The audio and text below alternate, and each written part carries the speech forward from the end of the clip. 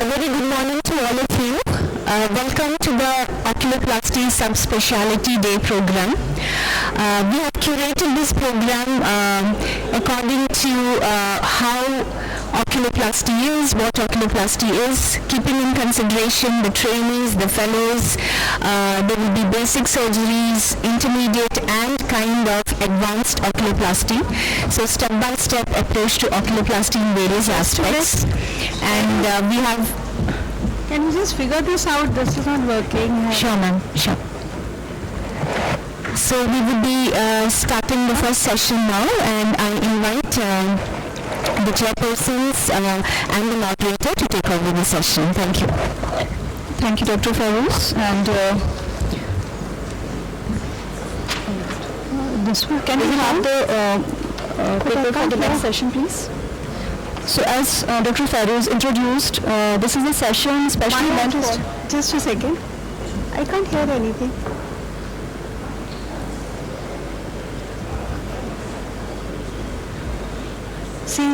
See something. Oh. Ma'am, can you hear now? Yes. All right. So, good morning, everybody. So, welcome all to this session on oculoplasty as a specialization. And we'll be hearing from the trailblazers.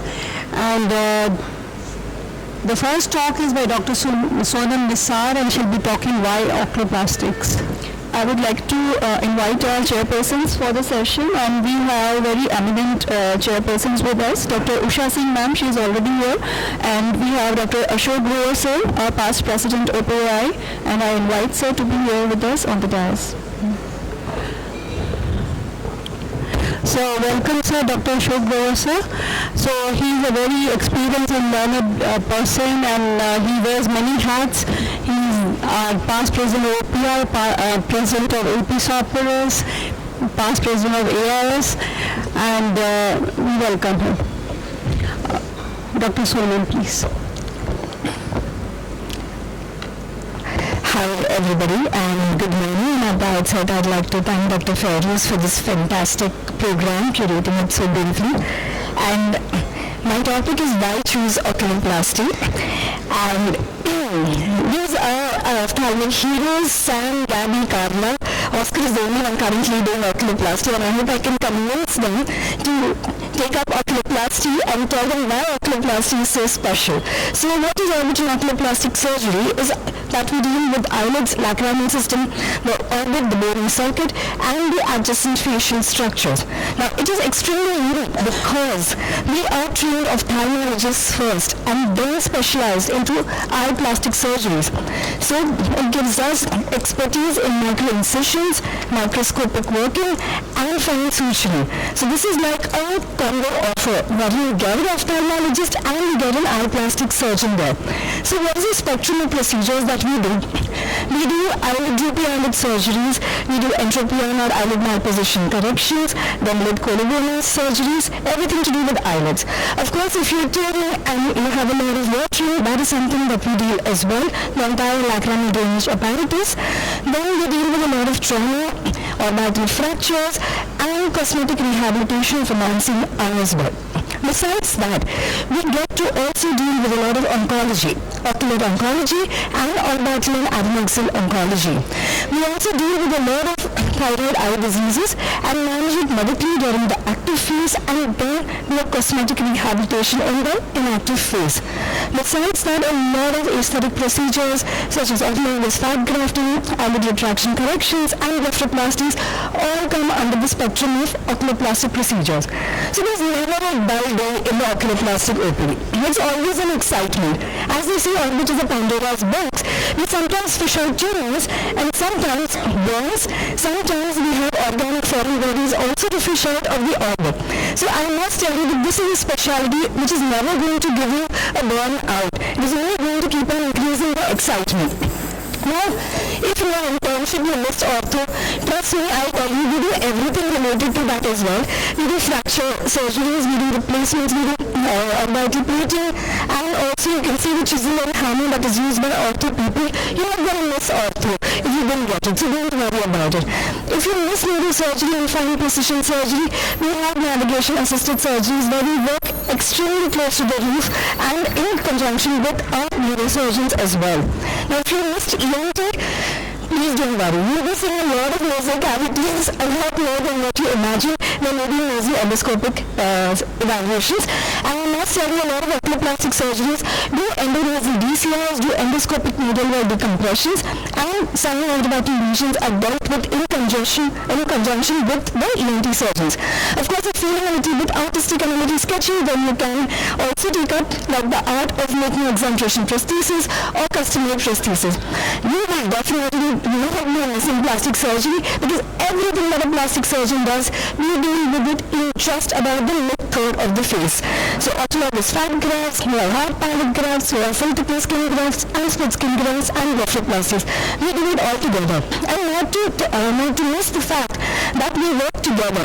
As an oculoplastic surgeon, you'll not be working alone. You're working with a team of people, along with rheumatologists, with medical oncologists, with infectious disease specialists, with neurologists, and so on and so forth. So you're not going to miss out your primary medical education at all. You won't feel like you're only doing one subspecialty there. Next, let's go on to the evolution of oculoplastic surgery in India. And I was surprised when I was making this presentation. I didn't know that first it was called as the Orbit Society of India, which was established way back in 1987 when probably I was just an infant. And then the era of expansion from Orbit and Oculoplasty Association of India to Oculoplastic Association of India, and we are strong with over 1,000 plus members as of now. So now why this specialty is in demand? Thanks to COVID and thanks to a lot of mucormycosis, I think our peers have really understood the importance of having an oculoplastic surgeon on board. There's a lot of increased patient awareness, a high demand for aesthetic and functional procedures, and of course, the recognition of our unique expertise. Now let me give you some statistics besides just listening to whatever I have to say.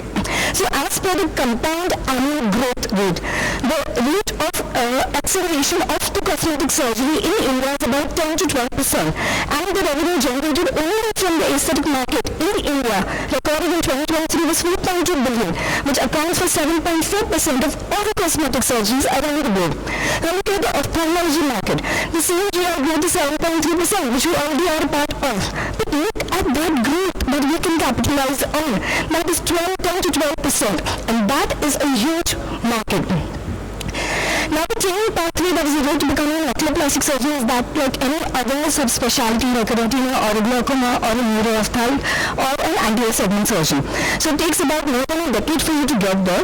Most fellowships span between 18 months to 36 months, and there are amazing centers spanned across North, East, West and South India which provide a high education for fellowship training programs.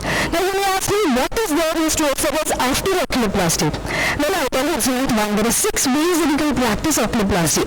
One, get into oculoplasty, set up your own clinic, because having an only oculoplasty setup is extremely niche, and of course you get benefited if you're not doing cataracts, you get a lot more referrals because people are not going to be insecure if you're not going to send back their patients. Next is your corporate hospitals. Like I was mentioning, it's a multidisciplinary team approach. So a lot of multidisciplinary hospitals or multi-specialty hospitals like Apollo, Max, Fortis, Manipal have an oculoplasty surgeon, and we want an oculoplasty person to be empaneled on board. It is also for a lot of medical legal purposes. Then government sectors have amazing institutes like AIOC, PGI, GP, etc. that you can work with. Then you can contribute towards academics and continued medical education. Besides that, in the Gulf and the Western countries, there is an extreme high demand for oculoplasty, especially pediatric oculoplasty is extremely in demand right now. And besides that, we have the tertiary centers like LVPI, Shankar-Netralu and Arvi, where you get the best of everything then. Next, I would like to tell you that it's not just that we are doing aesthetic. We are making a lot of functional difference as well. You lift up the leg, you are improving the visual field of that patient. You are correcting within a DCR, you are relieving the patient from constant epiphora. You are doing an entry plane correction, you're releasing the foreign body sensation and also the corneal abrasions that it can cause. So along with aesthetic, it also has a lot of functional benefits. And I must say, doing an oncology, it does not just make you sightseeing, but also a lifesaver. This is a fantastic survey that I came across from the American Society of Oculoplasty, which says that there are only 5.9% oculoplastic surgeons in the entire America, and they did this study with all the other subspecialties of ophthalmology. And I'm very happy to read this, that oculoplastic surgeons have the best work-life balance. Also, if you see, there's a lot of surgical variety. So functional and cosmetic procedures account for a lot of diverse practice, and it is very unique by itself. And I think very amazing thing that we all crave for is our patient satisfaction. So you can see that 96.9% patients, they were highly satisfied after oculoplastic procedures, and the quality of life that is being reported after that is also being quite high. Now I've told you and painted a rosy picture, I must tell you a little bit of challenges and considerations as well. There are only about 10 to 12 fellows that are trained annually. Definitely it is a long training curve because every surgery is different. There is continuous learning that is involved in this oculoplasty subspecialty, and we will have a lot of competition from the general plastic surgeons, maxillofacial surgeons and dermatologists. In fact, I was surprised to learn that in Jacksonville, evaluation and evaluations are done by the maxillofacial surgeons. And if you start your own private practice, you will require an initial investment as well. And of course, because we are dealing with aesthetic practices, your indemnity cannot just be that of an ophthalmologist. You have to hike up your indemnity and also take the one that is for the plastic surgeons. And since we are going to be in the race for aesthetics, we have to have a good social media presence and marketing as well. So, to conclude, as an orbital oculoplastic surgeon, you will be an expert surgeon with a double combo who is an ophthalmologist and practices aesthetics. It is just as like being a surgical artist because every incision you take on the lid requires precision. Even 1 millimeter is not acceptable by a lot of patients. And besides being a sightseer, you get to be a life changer and a lifesaver if you take up oncology. So you get all the multiple combos just with one subspecialty. So you can look at your journey to be an oculoplastic surgeon now. Thank you. Thank you, Dr. Sonu. Thank you so much, Dr. Sonu. I think after your talk, every postgraduate is now inclined towards taking oculoplasty, and definitely it's very rewarding as per, we all are oculoplastic surgeons, so we can all relate to that in terms of being a reconstructive surgeons, aesthetic surgeons, oncologists, all at the same time. So very true that all postgraduates should consider oculoplasty as a subspecialty for them. The only point I'll make is how things have changed. There was a time when we said there is an aesthetic part also that we as oculoplastic surgeons do. Now Sonam says that we do aesthetic surgery, but we also do some functional work. That is the difference. This is the huge difference in oculoplastics. Thank you so much. So I call upon the next speaker, Dr. Shruti R.S. She is the executive in OPI presently, and she will be speaking on fellowships in oculoplasty and what to expect. I request all the speakers to please stick to the time because already the session is running late.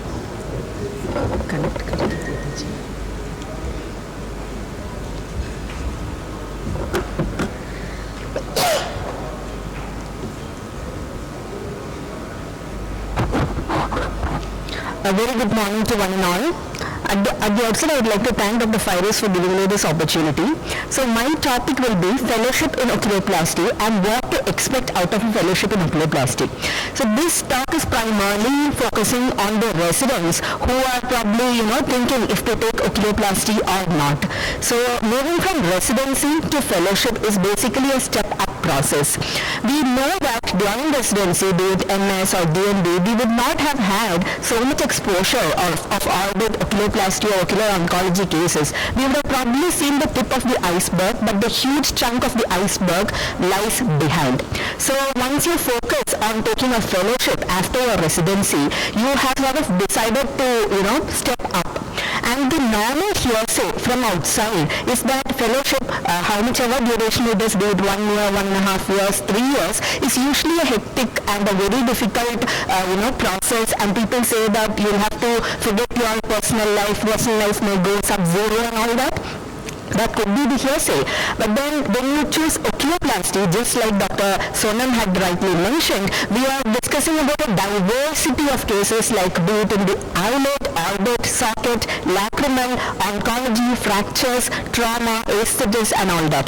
So a good read for all youngsters and residents thinking of taking up fellowship in oculoplasty will be to read this AIOC Yo Times, which was April 2024 edition, which was an oculoplasty specific edition, where the trailblazers in oculoplasty have actually given ways in which if somebody is interested in oculoplasty can definitely think about it. We also have a chapter in it by Dr. Akshay Nair who highlights the various centers of orbit oculoplasty, the mentors who are all there, the duration of the fellowship there, and the intake of oculoplasty fellows there. Okay, now once that somebody has decided to take up fellowship in oculoplasty and chosen this field, now it is entirely the start of a new journey, and this is when in the long-term fellowship a coal gets converted into a diamond. Simply put, I would like to divide the oculoplasty fellowship program into academics, the clinical skills, be it OPD and theatre, research publications, and the presentations on podium and conferences. Moving on to the academic session, you will definitely have a lot of case-based interactions, grand rounds and all that for academic enrichment and growth. Once you go back to your home or in the library, you'll also have places where you can sit and study, and nowadays people have their iPad or their tab on the go. They read a lot of e-books on the go. Moving on to the clinical skills, whatever you get to see from patients, it is more than what you can read from one page of a textbook. So the OPD exposure, also the theatre exposure. In cases of a fellowship, a focused fellowship, what you learn is to do things the right way. So for example, if it is a case of OSS, and you learn how much margins to take, you learn about the importance of doing a cryotherapy around, etc. If it's a case of retinoblastoma, you obviously learn how to do an examination under anesthesia properly. You learn how to do a lumbar puncture. You learn how to do a bone marrow aspiration. You'll not forget to dilate the parents and see their funders, to screen for the siblings. You'll not forget how to send a histopathology sample properly. Now, moving on to the research, you'll also get the opportunity to publish and to flourish. And also, you can present all those works that are happening in your particular institute on focused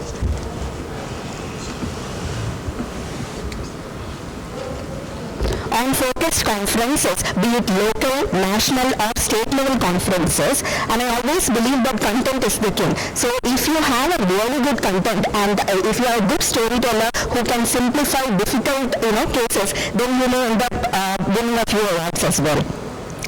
It's very important to be a team player when you are a fellow. So you'll have that peer power. You can definitely go to any of your co-fellows or your faculty and then get help from them. Team play also will help us when you become a confident consultant, because oculoplasty per se is a specialty which is an amalgamation of also oncology, plastic surgery, maxillofacial surgery, ENT, etc. So this collaborative effort will also help you in the long run.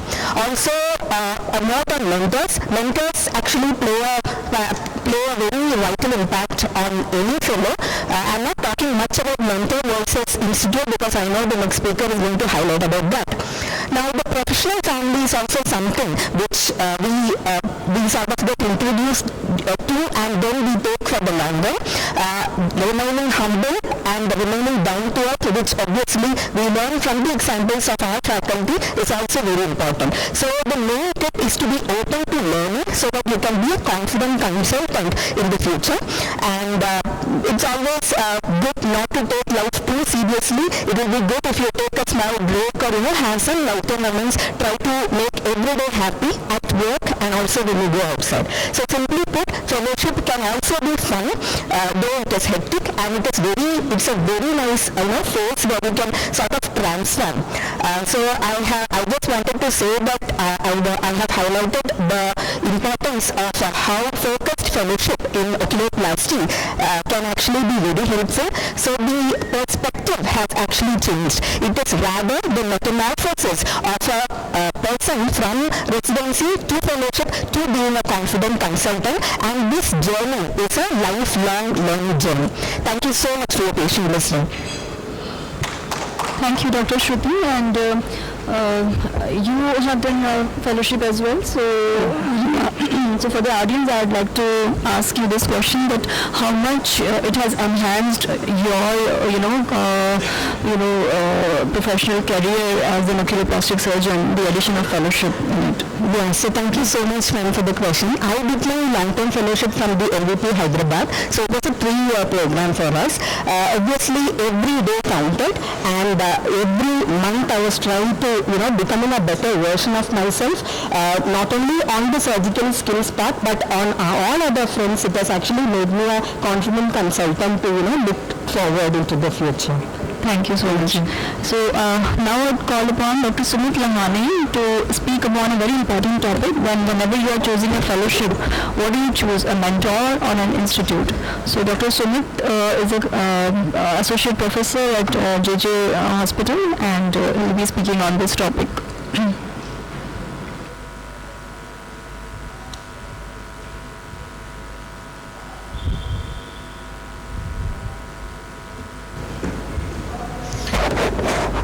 Very good morning, everyone. Thank you, Farouz ma'am and Oculoplasty Society for this opportunity. So I'll be talking on, do you choose a mentor or institute for your fellowship? So we have had 2 talks, and you have heard all the glamour of the oculoplasty and the knowledge the oculoplasty offers. Now I'll be talking. Can I have my slides, please? I'll be talking on, do you choose a mentor or an institute?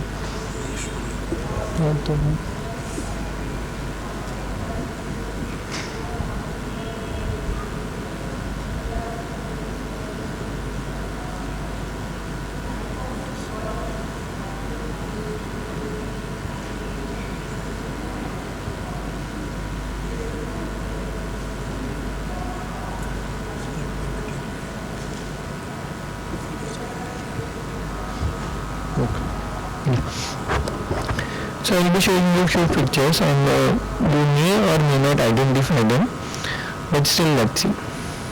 These are the pictures. If you see, some may recognize, some may not, but if I show you these pictures, will you? Of course you will. Because these are the people, these are the mentors who give some recognition to that building which is made up of cement. Same happened for me. This is a place where I learned, but this is a mentor from whom I learned everything. So just to tell you, the institute, infrastructure, hospital is just a building. It may not teach you anything, but your mentor makes a difference to this. Like, I always remember my UA room and my OT room because my mentor made me learn everything there. Now we have a FICO examination. You can study, you can take a 1-year work SRship, and then you can actually apply for a FICO, take a certificate. But does that mean everything? No. Your own fellowship certificate which you learn from your mentor makes a lot of difference, which make you able to get that FICO certificate in the practice in the future. So let's compare a few things which are very important when you look at the mentor and the institute. Like, you are choosing an institute, you say that I'll choose an institute where I get the maximum surgeries.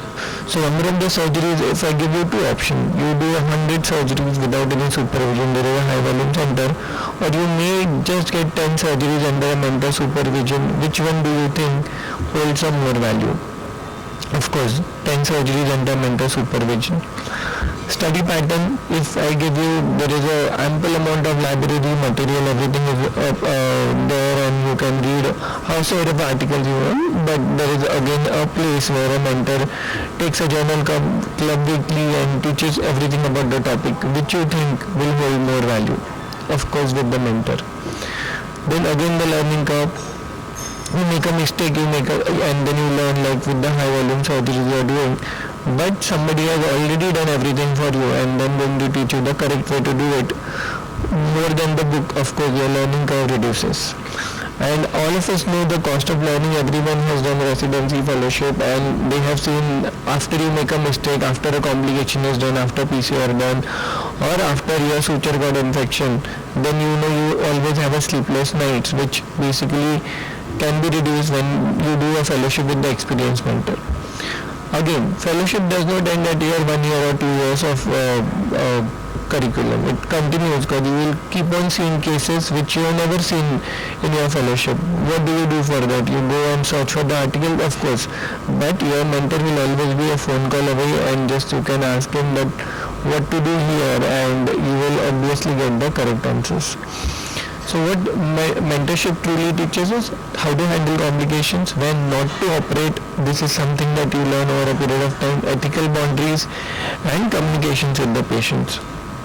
You will always remember your first solo surgeries, and you will always hear that how your mentor has taught you to do a first surgery and has shared the experience and what mistakes he had made.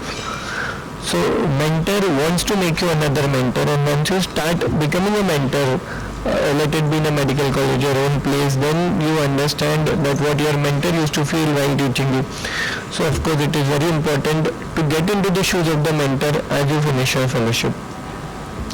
So adding a good institute name to your CV may give you some benefit, but adding your mentor's name will give you much more benefit, because then suddenly you get introduced, you become known to the people in the world. So to finish, I always tell this story to all my residents, fellows, that this is a small story that which I had during my fellowship. I was in my fellowship 5-6 months, and we had a case of exenteration done, and the patient presented after 3 months with the small hole in the skin wound, and the skin was thinned out, and I was very much into hurry to suture it because that was not looking good. I asked sir that should I go ahead and do the suturing. He said better to leave it alone. But again, as a over enthusiastic fellow, I asked him again that I still want to operate. He said okay, please go ahead. I went to the OT, which I thought I will finish in 5-10 minutes. Took much longer because it was getting slipped again and the wound was becoming larger. But since I promised I will operate, I managed somehow. I was okay. I came back. I told patient to come after a week. Patient came after a week with the double the whole size which was there initially. And then I still remember the words which my mentor told me, that sometimes you should start listening to me because you may gain 20 years of experience suddenly with my one advice.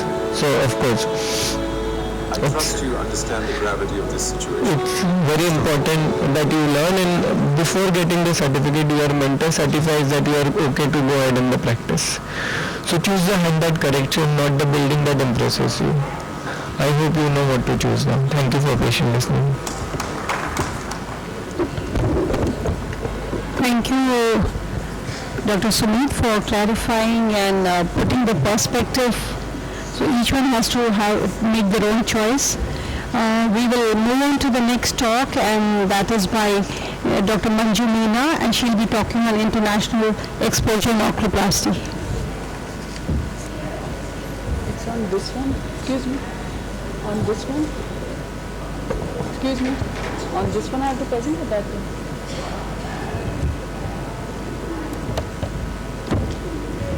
This is ready for my talk, is it? Good morning, and I would like to thank Parents for arranging this session. So my talk is about international exposure in oculoplasty. Is it a boom?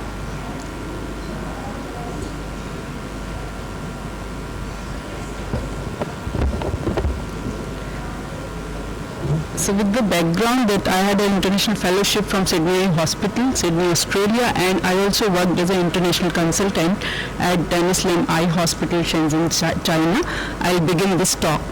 As we know, oculofacial plastic surgery is a rapidly evolving branch of oculoplasty, of ophthalmology, which requires precision, reconstructive expertise, and multidisciplinary collaboration. So I start with the basic training which I did in my home country. It was from prestigious L.V. Prasad Eye Institute under the guidance of my mentors, Dr. Santosh Hunavar and Dr. Milind Nayak, who taught me the basic and advanced techniques in oculoplasty and ocular oncology and aesthetics, where I developed technical proficiency and also which helped me in my career growth further. I also worked as a consultant at L.V. Prasad Vizag, and while I was working there, I decided that why not explore some more options outside the country. Why not learn something else, what I've already learned from L.V. Prasad Institute. So my objectives before starting this fellowship was to experience the healthcare system abroad in a developed world. Also, I wanted to explore the challenges which we can face while dealing with diverse population with different ethnic groups. I wanted to experience a Western lifestyle. I also wanted to take part in research opportunities abroad and also wanted to network with global figures in the field. And of course, I wanted to get a certificate in oculoplasty from an institute which is a prestigious institute abroad.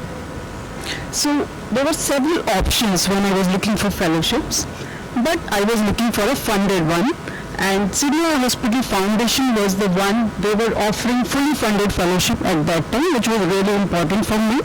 So I applied there. So as for any fellowship, the eligibility criteria were same. You need a MD or MS in ophthalmology before applying. You need to go for some licensing process. Also, you should have a strong surgical background, because there they wanted the fellow to be already trained in oculoplasty with all the basics and advanced techniques before. And research publication also helped. So the application process included a properly made CV, a surgical logbook. You need a strong recommendation letter, definitely from your mentors with whom you've already worked. You need to go through some interview process, which can be online, or you might have to travel to attend such interviews. Visa and licensing procedures, which will be taken care of the university which are offering you the fellowship. And you need to, in Australia, need to register with APRA for practicing as a medical practitioner there. So now, as a fellow at Sydney Hospital, it was a fully supervised training where you need to get, you were getting one-on-one learning.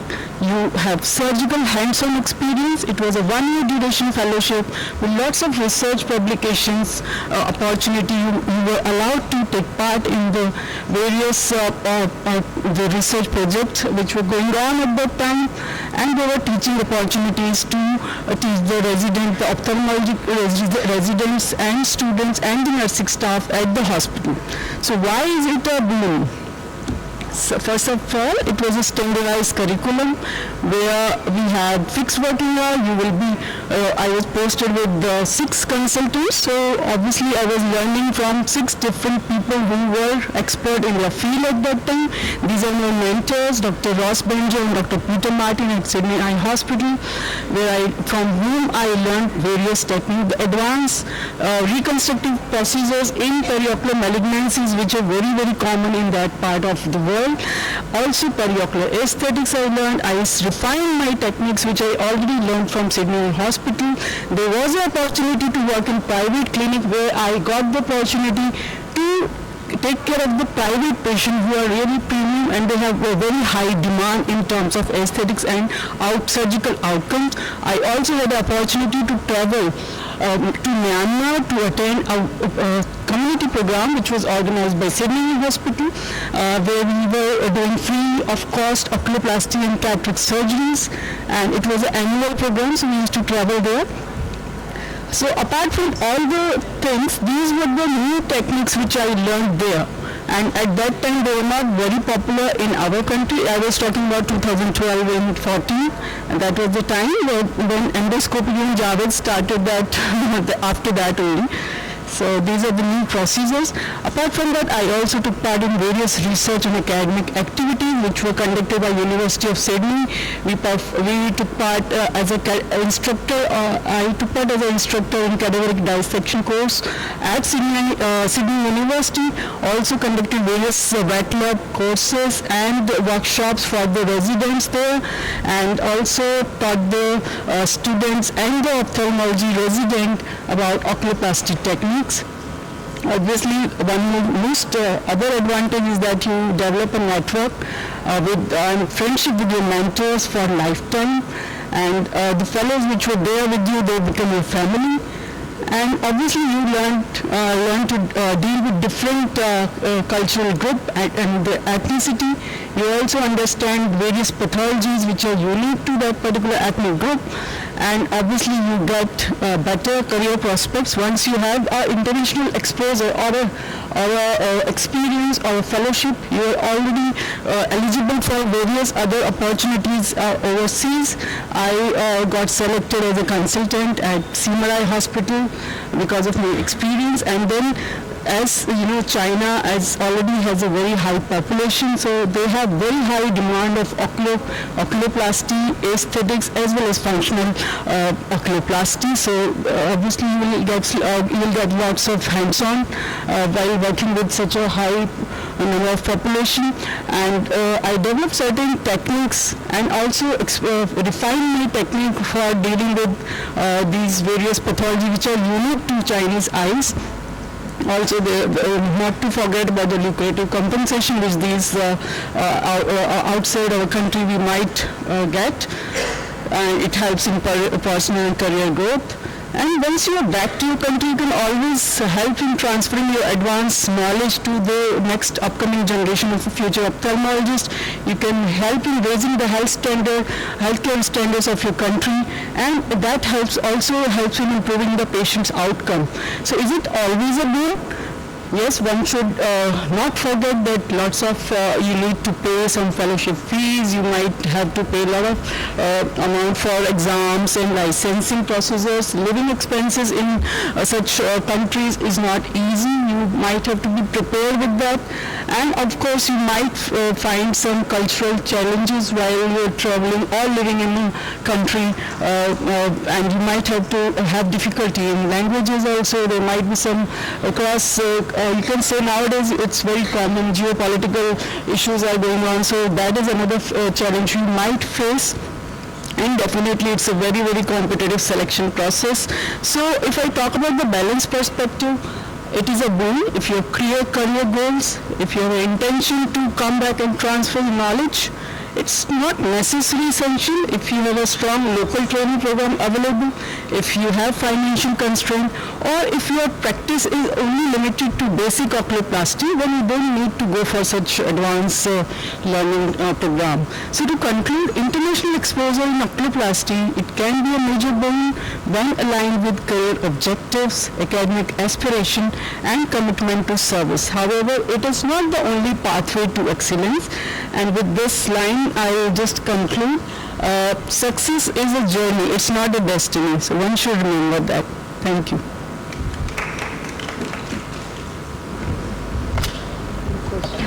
Yeah, that's okay. Thank you, Dr. Manju. That was very, well summarized and very comprehensive talk on why a fellow should go ahead with an international fellowship or not. So thank you so much for that. And next we have, yes. So do you have any questions for Dr. Manju, or we can take it at the end of the session? So we have Professor Usha Kim ma'am from Arvind Madurai, and she has been a past president of OPAI, and ma'am will be speaking on the learning curve in oculoplasty.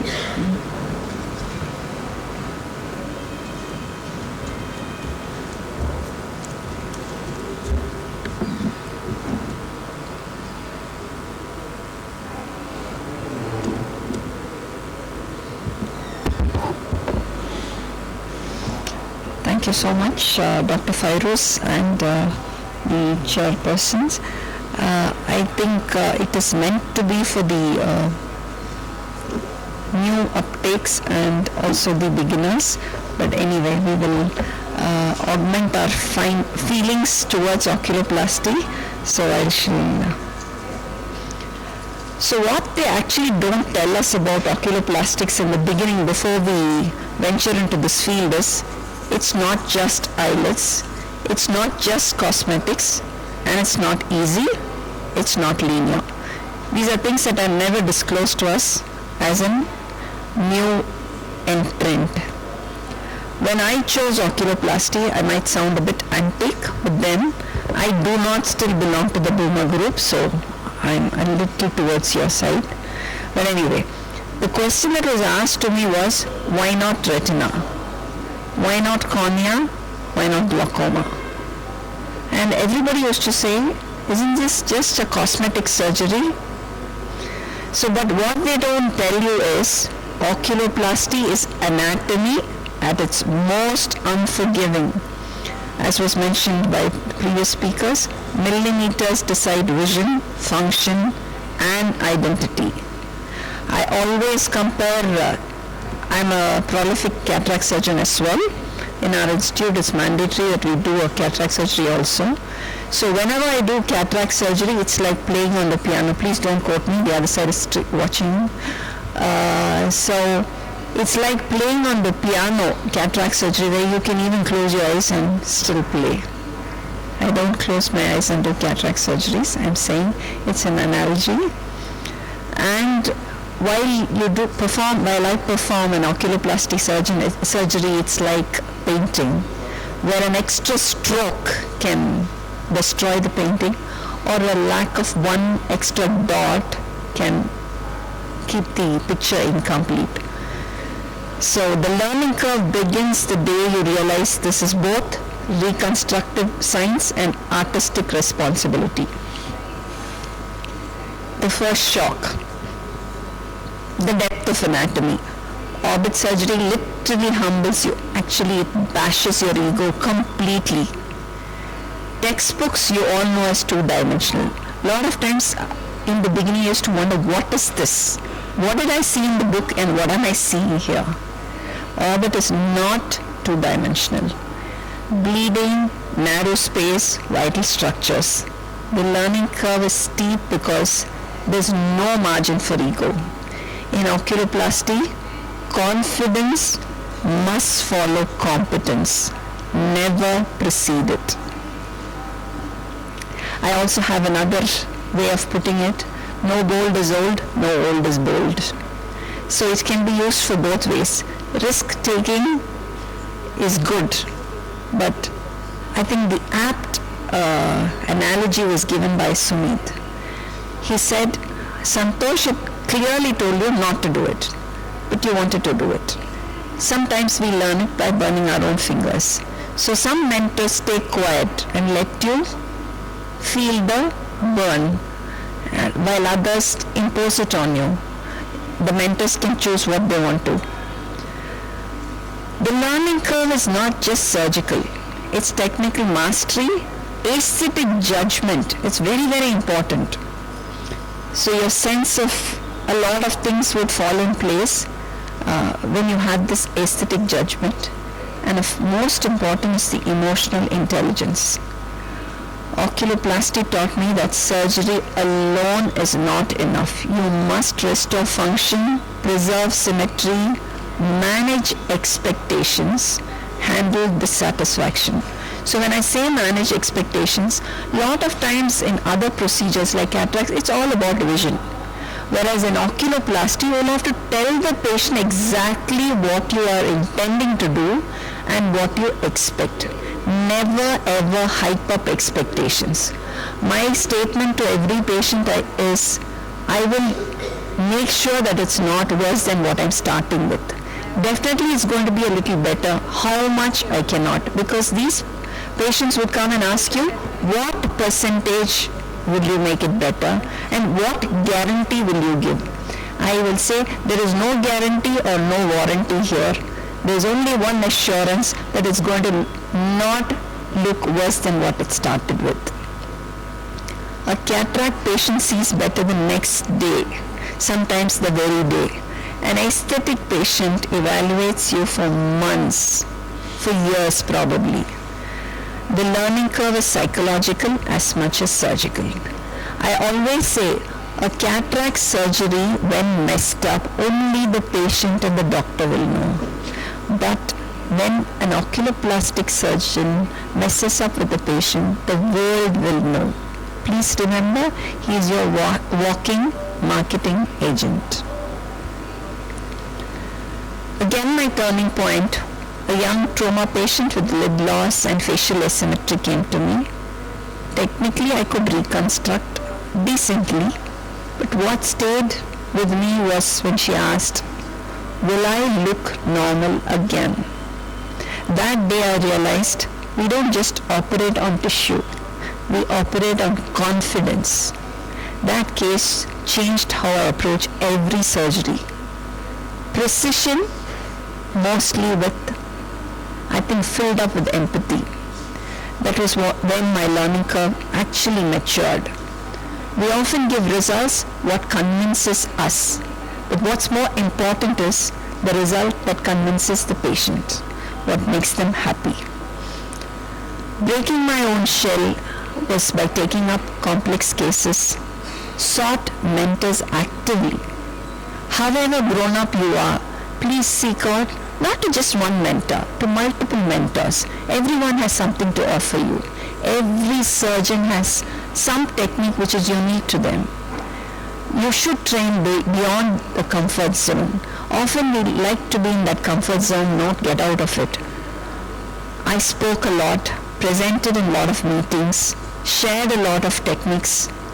The biggest curve for me was internal. I came out of my shell.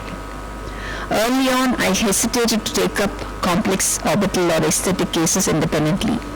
But growth in oculoplasty demands courage. That's why I say this is something ironical. Old is bold. No old is bold, and no bold is old.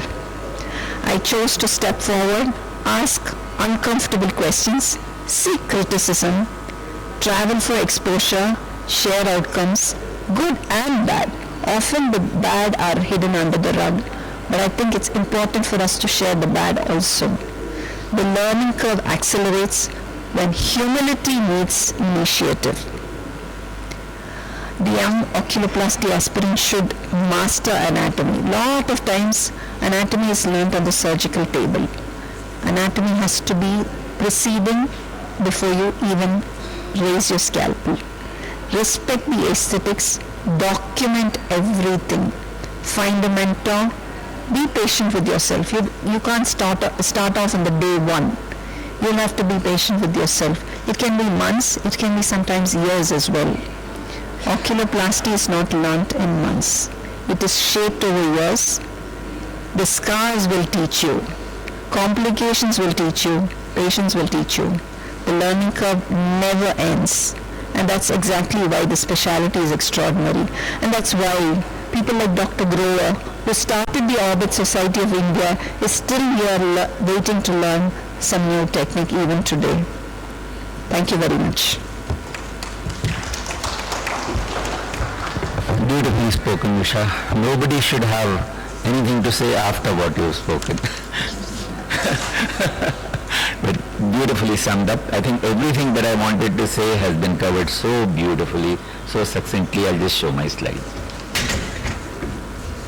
Thank you, ma'am. So now I would invite Professor Dr. Ashok Grover, sir, and sir will be speaking on secrets to being an oculoplastic surgeon. So this is the keynote for the session. So I started ophthalmology nearly 50 years ago. Not yet. 48 years ago. And things have changed and changed for much better. So I'll be speaking on what it means to be an oculoplastic surgeon. The book that we had at that time, I don't know how many of you have heard of Stallard. So Stallard is the only surgical book available for all kinds of surgery, all subspecialties. There were very few other subspecialties. So I will start with this quote. He was also a marathon runner, an Olympic runner, besides being a surgeon at Bluefields. So he starts by describing skills required of a surgeon. Combine the crafts of a sculptor, an artist, and a tailor, based on sound knowledge of surgical principle, mixed with lots of patience. So this is critical. I've added a few things. First, the skills required of a surgeon. Combine the crafts of a sculptor, an artist, and a tailor, based on sound knowledge of surgical principle, mixed with lots of patience. So this is critical. I've added a few things. First, the skills required of a surgeon. Combine the crafts of a sculptor, an artist, and a tailor, based on sound knowledge of surgical principle, mixed with lots of patience. So this is critical. Usha emphasized it so beautifully. Plenty of empathy is an important part of the mix. Excellent communication ability. You must build a bridge with the patient. I think that's critical. And humility to keep learning. I think these are the basic ingredients to make a plastic or an oculoplastic surgeon. But my perspective on what oculoplastic surgery is it just carpentry or artistry, as Usha was saying, the beautiful canvas, repairs and reconstructions in happy or unhappy situations, or the cosmesis that we now emphasize a great deal? Is it challenges all the way with a determination to meet them head on? It's a mix of all this. So you need to meet all the challenges, look after the aesthetics, look after the function, be learning in the learning mode all the time in order to move ahead in your oculoplastics. 40 years, 81 I started my training with Professor Dayal in oculoplastics. So 46 years. I know how little I know at the end of those 46 years, so how much more there is to learn every day, and lots of it I learned from Murtuja because we were together in the OT. So the question of for the youngsters, whether oculoplastics has something to offer, job satisfaction, learning curve, which I have spoken about. Is there demand, enough demand? I think first Sonam spoke about that. Is it financially viable? And what are the future prospects? We all know oculoplastic surgery can be extremely gratifying because you get visible and demonstrable results which transform lives. It restores sight as well for many. It prevents loss of vision where this vision would have been lost with exposure keratopathy. It restores confidence because it restores aesthetics. It restores the cosmesis aesthetics. It can be a lifestyle statement for some where you alter their appearance. Learning definitely, as Usha pointed out, is a lifelong journey. It's not always a smooth drive as on Pusa Road, but the potholes near my house at times. So there are a lot of potholes which you will experience because it's a vast array. I mean, I don't think any other subspecialty has as vast an array of things. Every other day I need to read up something because I don't understand what the patient is about. So look up or read up or how to manage. So that's an everyday process. Journey has moments of joy when you get such great results, or of despair, frustration when you find a patient like this, or exasperation when you get a flood of blood. But the hope does always prevail. That's the positivity that you need to deal with all that you come across in oculoplasty. There will be extremely disappointing days where you feel you are so incompetent, but then you have to get through them.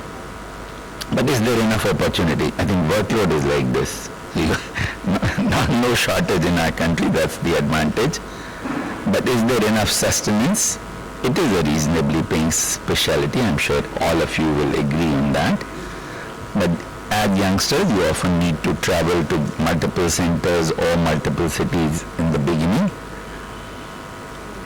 You fortunately don't need too many costly equipment, or at least you did not need them, but you now need infrastructure, more infrastructure. You do require multi-speciality coordination, advanced imaging modalities, navigation systems, radiotherapy, and so on and so forth, depending on what you want to do, and therefore you often need to associate with a major multi-speciality hospital, and you do get a great joy of working with the other specialties. Keeps you excited about your next step. However, there are not just the positives. It can at times be frustrating, which we all keep hearing about, or what belongs to whose domain and who should be doing what. The aesthetics has really changed everything about oculoplastics, about what you practice, how you practice, and about the financials.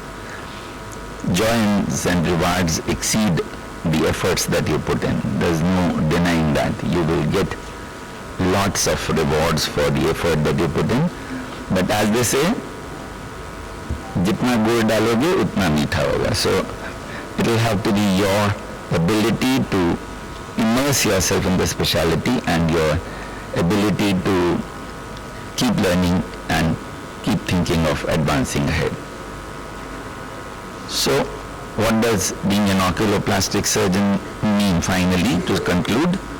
Struggles and frustrations all the way, or joys and triumphs? It's just mix of both. The proportion varies on different days. One day may be very pleasurable, another day may be very frustrating. So be ready for that.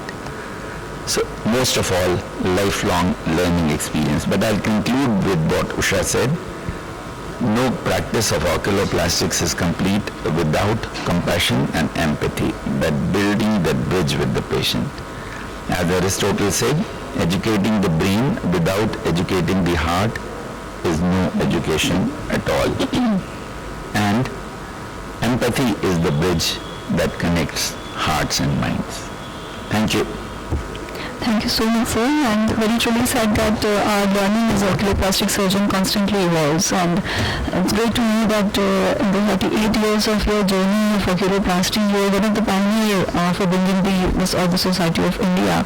So my one question to you, that what made you choose oculoplasty at that point of time in 1981? So as a resident, I loved what Professor Dayal did. And that unit was such a joy to be in. It was such a pleasant atmosphere, most pleasant of all. So that 3-year period was in glaucoma and oculoplasty. So I learned both of them in equal measure. But then when I went to Maulana Azad, there was a glaucoma service. There was no oculoplastic service. If it was other way around, I could have been in glaucoma. So because there was no oculoplastic service in 84 when I joined as faculty in Maulana Azad. So then I initiated the faculty of oculoplastics, and ever since have loved it. Thank you, sir. So do you have any questions for any of the speaker from the audience? I want to ask Dr. Usha Kim, what made you take up oculoplastics in those days? Madam, either. Yeah. Can we have the hand mic?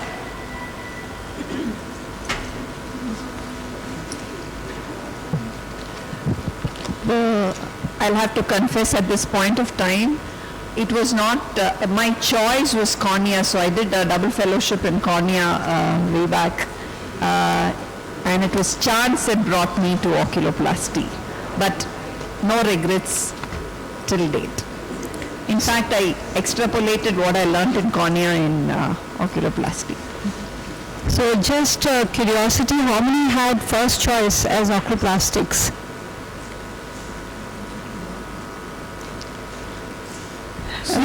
One point to be highlighted, our field is becoming very costly. With real estate, you have to invest in place, you have to invest in machines, and you have to invest in your family. So this is the field. You just have to invest in your brain, right? And it doesn't wear off. Well, the machines, they wear off after 3 months and all that. So you have to pay a lot of money. So enjoy oculoplasty, go for it. Thank you, Dr. Grover. It was a wonderful talk and very encouraging, but the loads of work which you showed is probably with you, Dr. Usha Kim and Dr. Usha Singh, but not with all other youngsters. But kindly give some pearls about how they can increase their workload to an achievable level where they can be financially sustainable, because in the initial days when they compare themselves with their colleagues doing cornea or retina work and minting money, I would say.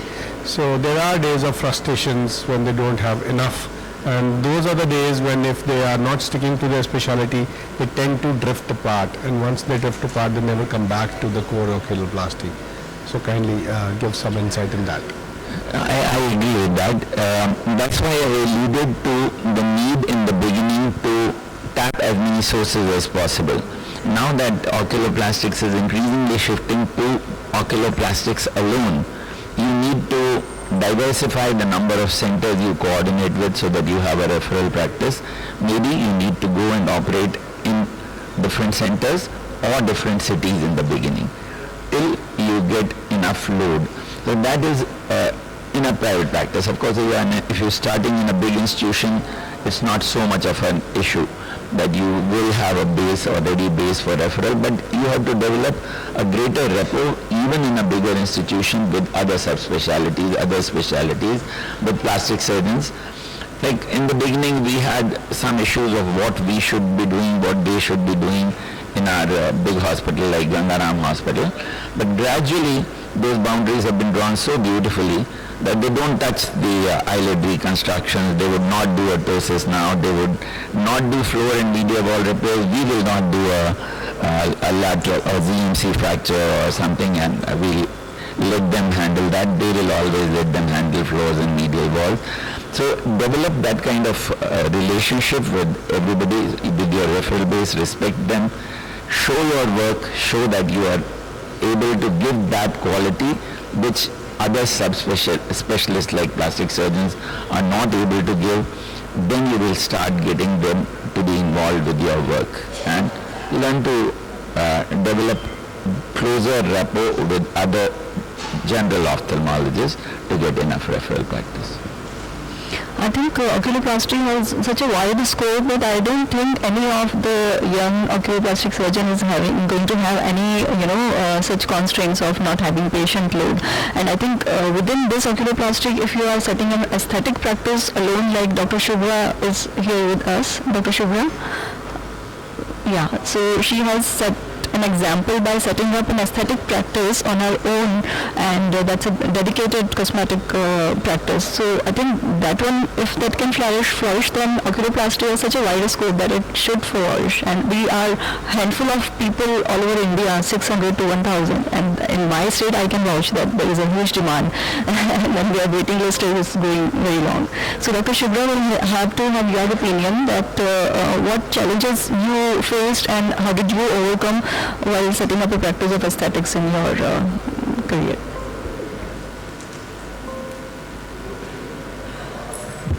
Thank you, Maya. I think the challenges are everlasting. They don't get over. Setting up a aesthetic practice, being an oculofacial plastic surgeon is definitely not easy. Why? Because of three major reasons. One, we ourselves look at ourselves as a constipated specialty, and I would say it very bluntly and blatantly in the audience, because oculoplasty is just not about blepharoplasties and ptosis today, and facial aesthetics is not about that. So we have to expand our horizons, and if we stay in the environment which we have been trained, we cannot really expand the aesthetics, and that is the need of an hour of the population of people who are coming to us. Second, collaborations are needed. We cannot be a single owner, standalone clinic in today's world, because if you look at aesthetics, it is not only periocular, it is expanded to the facial region. So it's all about facial harmony with eyes as the prime focus. And third, it is a very, very emotion sensitive and price sensitive market today. So we have to cater for all the population of people who are coming, and as oculoplastics, we get squeezed along the other specialities, which are plastic surgeries, dermatology, facial maxillaries, head and neck, and so on. So yes, the challenges are everlasting, but if you just persist and you know your niche and you create your own brand with that niche, I think all of us here in the audience are doing great with that kind of a setup. Thank you. Thank you so much. Yeah. Yes, Dr. Usha Kim wanted to say something.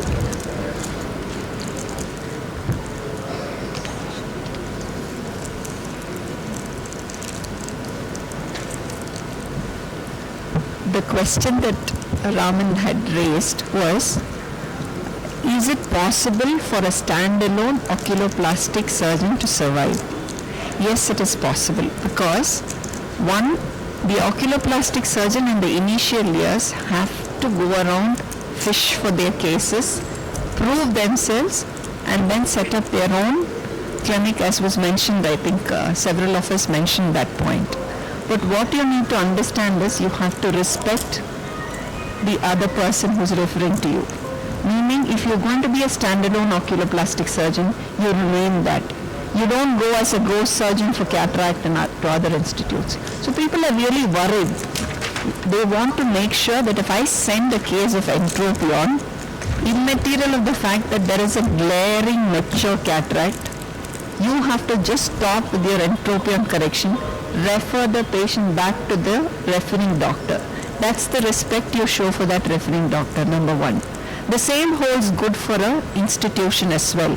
Sitting in an institution like I do, if some some referring doctors refer a patient of entropion to me, even if there is a mature cataract, I have to hand over the patient back to the referring doctor.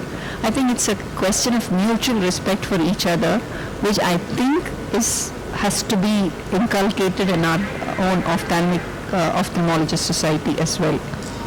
The other thing is, there are many who have stood tall just practicing oculoplasty, but not immediately. Probably over the years they have been able to sustain, and some of our fellows have started multiple centers today. So I think it's the way we look at referrals and the way we respect the referrals is more important, I would say. Thank you.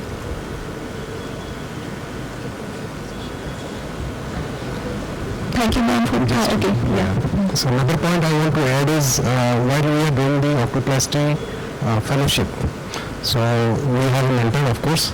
So even the mentor can himself or herself try to motivate the fellow so that and guide the fellow so that he can start off with the independent oculoplasty setup. So if that is done and it can be motivated, of course it's a very challenging field, because if you take on the finances and other conditions, then it will be of course difficult. If you compare with other specialty, then it will be a problem, of course. So if you see and focus on your own specialty, then I think over time you will have a good success, and also you will flourish in your own field, because there are very few oculoplastic surgeons who are doing standalone oculoplasty and in a private setup. Thank you. I think there is a revolution waiting to happen. I think it's the change of the practice to largely aesthetics practice, which has happened in many countries, is waiting to happen in India. It is not yet there.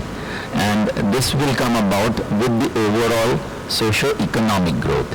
So, and once that happens, and once we have spread the word around that oculofacial surgeons are the right ones to be having the right overview and right ability to handle things, then the component that is generally with dermatologists, with the aesthetic clinics, will come back gradually to oculoplastic surgeons, and the volumes are going to bound to increase over the next decade or so.